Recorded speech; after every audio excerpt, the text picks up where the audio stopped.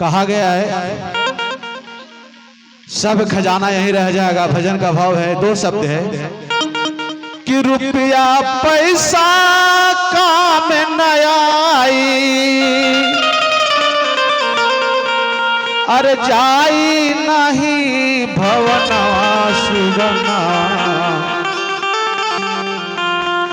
कुछ नहीं काम आएगा।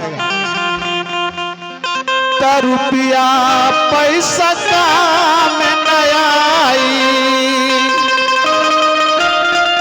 अरे जाई नहीं खजनावा सुगनावा, अरे कैला नवा नवा। साहब कलयुग में बहुत अच्छा चीज दे दिए हम लोग को। सुगनावा अरे कैला भजनवाना, यही दिन करना है, दया चर्चा और नमन करना है।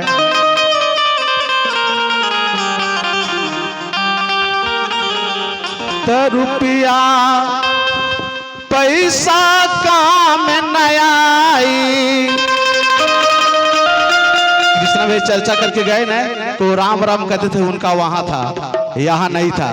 वही बात है, पैसा का आवश्यकता तो है समय पर, लेकिन पारलौकिक सुख जो है वास्तविक सुख है गुरु का शरण में है, यहाँ भी है और वहां भी है। हो गया बाबा।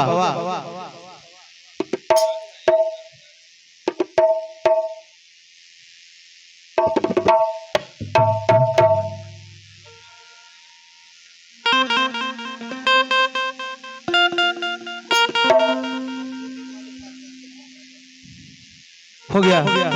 तो रुपया पैसा काम न आई, रुपया पैसा काम न आई, अरे जाई नहीं भवनवा सुगनवा, अरे कला भजनवाना।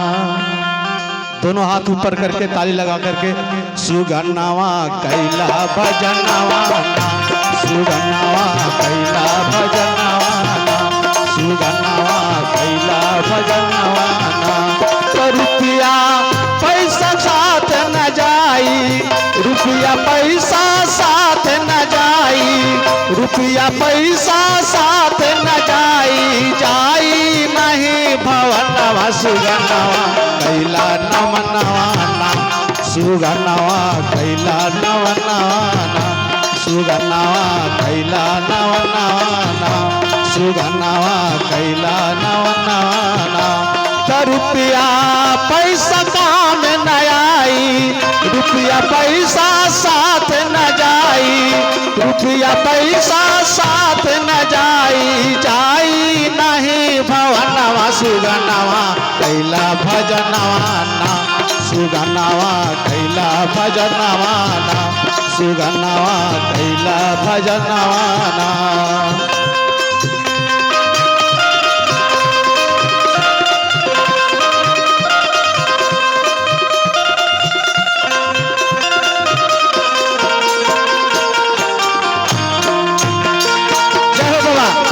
ऊपर करके सुगनवा कैला भजनवाना, सुगनवा कैला भजनवाना।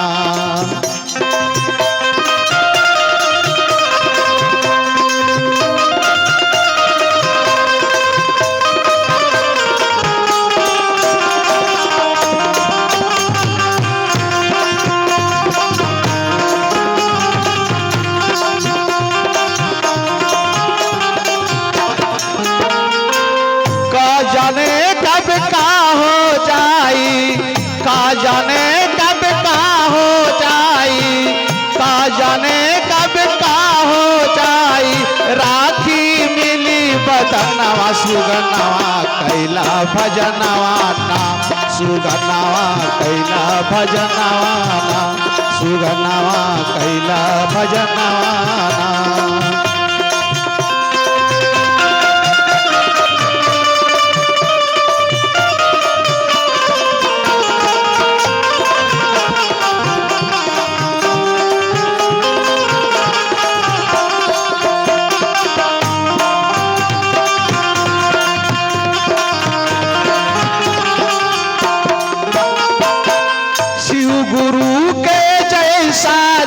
में शिव गुरु के जैसा जग में केहू न दानी रे भैया सुन ला केहू नहीं बड़दानी।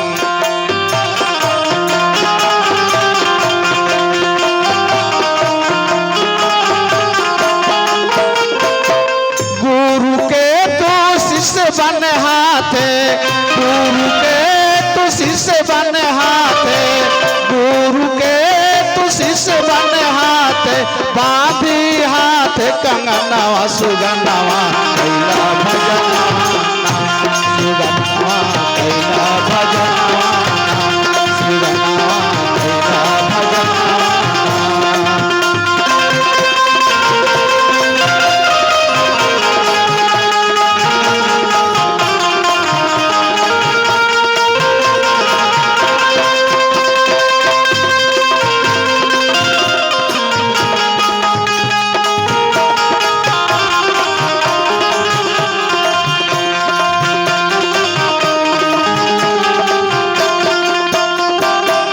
पहला में तू दाया मंगिहा, दूसरा में तू चर्चा करिहा, तीसरा में तू करिहा नवा नवा सुगनवा कैला भजनवा, सुगनवा कैला भजनवा, सुगनवा कैला भजनवा।